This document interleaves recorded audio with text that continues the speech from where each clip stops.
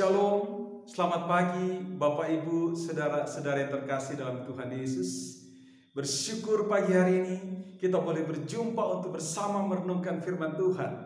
Karena itu mari bersama kita siapkan hati kita untuk mohon hikmat daripada Tuhan. Mari kita berdoa. Tuhan, kami bersyukur kalau pada pagi hari ini Engkau memberi kami kesempatan untuk bersama merenungkan firman-Mu.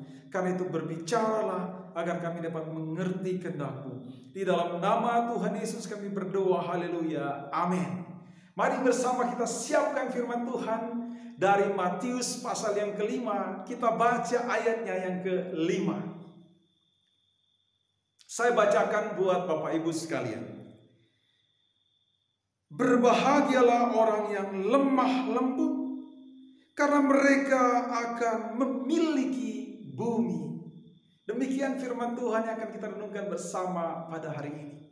Saudara sekalian, melalui pembacaan firman Tuhan kita pada hari ini, kita akan merenungkan 3 pokok penting yang sangat indah daripada firman Tuhan ini. Yang pertama, saudara, panggilan Tuhan, bahkan perintah Tuhan agar kita hidup berbahagia.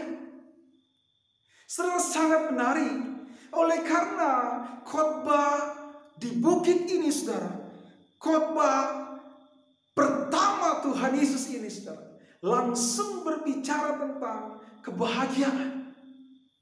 Kristus memiliki sebuah konsep yang sangat indah buat kita sekalian sebagai orang percaya, yaitu kita dipanggil untuk menjalani kehidupan Kristiani yang penuh dengan kebahagiaan. Tuhan memanggil kita untuk menjalani kehidupan yang penuh dengan kebahagiaan. Mungkin belakangan ini orang-orang berkata, mana mungkin saya berbahagia? Mana mungkin saya merasakan satu kehidupan yang penuh dengan kebahagiaan?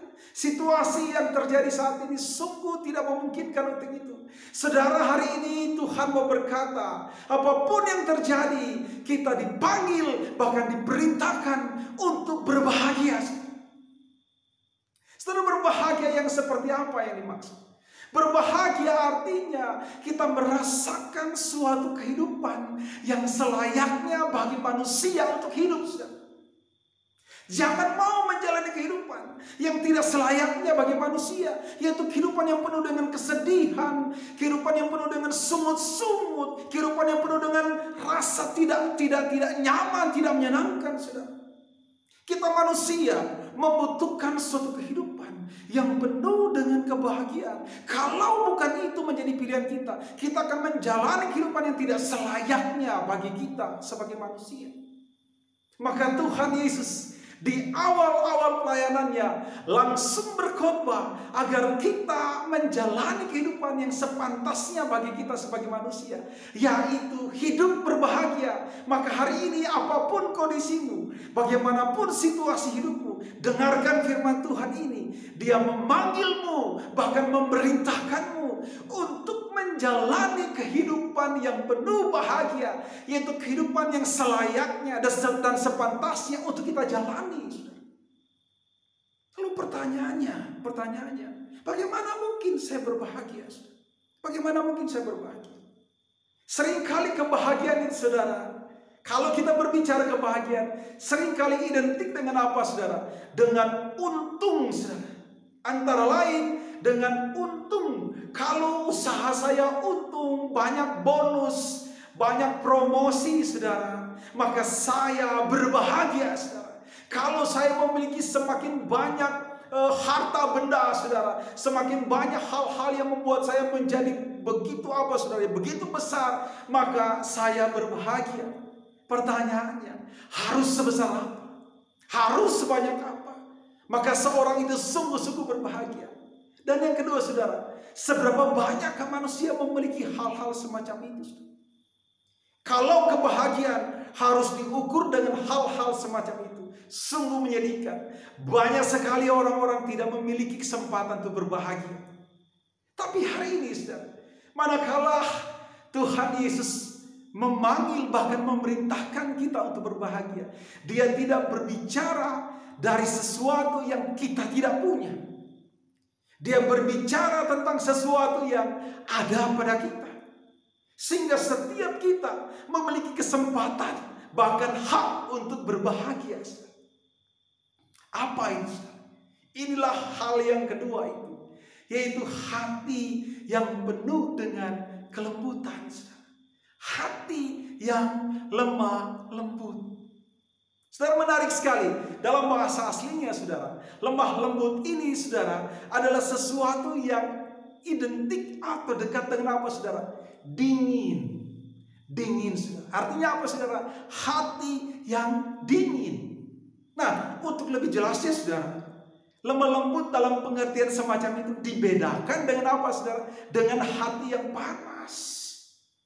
Suatu hati yang sangat mudah untuk apa? Berseteru, saudara. Sangat mudah untuk apa? Berselisih. Sangat mudah untuk apa, saudara? Tidak dapat menerima cara pandang atau apa yang orang lain pikirkan. Segala sesuatu hanya tentang apa yang saya pikirkan, apa yang saya mau, apa yang ideal, dan kekeh dengan hal itu. Saudara, itu adalah lawan daripada kelembutan hati, saudara. Bayangkan, kalau orang hidup dengan cara semacam itu, apakah dia bahagia? Apakah dia bahagia? Sungguh dia tidak bahagia. Kalaupun dia merasa dia menang dengan apa yang diinginkan, saudara, sebetulnya di dalam dasar hatinya, saudara, ada luka. Ada sesuatu yang menyedihkan, saudara. Belum lagi dengan orang lain yang karenanya dia berbeda pendapat, dia berselisih, dia mengalami sesuatu yang tidak menyenangkan. Itu juga mengalami luka, saudara. Itu juga mengalami kesusahan. Kalau sudah seperti itu, dia menjalani kehidupan yang tidak selayaknya bagi manusia untuk menjalani kehidupan. Bahkan ada orang yang bertahun-tahun bertahan dengan situasi semacam itu, membiarkan luka, membiarkan sakit, membiarkan hal yang tidak menyenangkan itu terpelihara. Sungguh menyedihkan. Dengan demikian, sekali lagi, dia menjalani kehidupan yang tidak selayaknya bagi manusia untuk dijalani. Nah, lemah lembut ini, saudara, adalah satu hati yang dingin, satu hati yang mampu untuk menerima apa yang mungkin tidak ideal buat dia, satu hati yang tidak mudah berseteru, satu hati yang tidak mudah untuk apa, saudara, menaruh marah, apalagi dendam kepada yang lain, satu hati yang mampu memposisikan diri dalam posisi orang lain. Manakala orang lain memandang sesuatu dan mungkin itu berbeda dengan dia mau juga untuk melihat bagaimana orang lain melihat dan memandang hal itu, saudara. Hati yang lembut ini, saudara, adalah satu hati yang mampu berbagi cara pandang, mampu menempatkan cara pandang orang lain di dalam cara pandang dia, saudara. Saudara, orang semacam ini bukan berarti tidak bisa mengalami perbedaan, tidak bisa mengalami sakit hati. Bisa, saudara. Tapi dia mampu menempatkan bagaimana harusnya merespon agar orang lain jangan sampai terluka dengan apa yang dilakukan. Dia memikirkan orang lain. Dia memikirkan juga bagaimana dirinya sebagai orang percaya. Saudara, saya ingin katakan, saudara, orang semacam ini memiliki kehidupan yang penuh dengan bahagia, saudara. Kenapa, saudara? Karena dia sedang mengupayakan satu kehidupan yang selayaknya bagi manusia untuk hidup. Maka dengan demikian, saudara, dia bahagia. Orang lain yang berada di sekitarnya bahagia. Coba saudara jujur untuk menjawab pertanyaan ini. Saudara mau hidup dengan orang apa, saudara? Orang yang mampu memaafkan, orang yang mampu menerima keberadaan saudara, atau orang yang terus menekan, terus terus mencerca saudara, terus memberikan apa yang dia pikirkan tanpa mempedulikan bagaimana saudara berpikir, bagaimana saudara melihat. Oh, sungguh, saudara, kita akan memilih untuk hidup dengan mereka yang mampu memposisikan diri pada posisi orang lain, saudara. Ini yang Tuhan inginkan. Dia menginginkan satu hati yang dingin itu dalam diri kita, agar kita mampu menikmati kehidupan yang selayaknya buat kita. Saudara, itu ada pada kita. Itu bukan tidak ada pada kita. Pertanyaannya, kita bersedia enggak? Kita bersedia enggak ganti hati yang keras, hati yang panas itu dengan hati yang dingin, penuh kelembutan itu, saudara. Hari ini dengar baik. Ini kehendak Tuhan buat kita sekalian. Milikilah hati yang lembut, hati yang dingin. Jangan bertahan dengan hati yang penuh kekerasan, yang sudah menimbulkan kesedihan, yang sudah menimbulkan luka. Ganti dengan hati yang lembut yang akan membalut luka-luka, yang akan membersihkan segala kesedihan, menggantinya dengan sukacita. Ini kehendak Tuhan buat kita sekalian. Dan yang ketiga, saudara, firman Tuhan pada akhirnya berbicara sebuah konsekuensi. Memiliki bumi, berbahagialah mereka yang lemah lembut. Kenapa? Karena akan memiliki bumi. Saudara, bumi ini tentunya tidak bermakna hurufiah, yaitu bumi yang kita pijak ini, saudara. Tidak, saudara. Bumi berbicara tentang suatu peradaban kehidupan manusia, suatu kehidupan itu sendiri, saudara. Bumi adalah suatu tempat kita hidup bersama-sama, bukan? Satu tempat kita menyelenggarakan kehidupan kita bersama-sama. Dan di sana, saudara, bukan hanya ada kita, tapi ada orang lain. Kalau disebut memiliki bumi, saudara, kita mampu menerima suatu kehidupan di mana orang lain pun mampu menerima kita sebagaimana kita mampu menerima dia, saudara.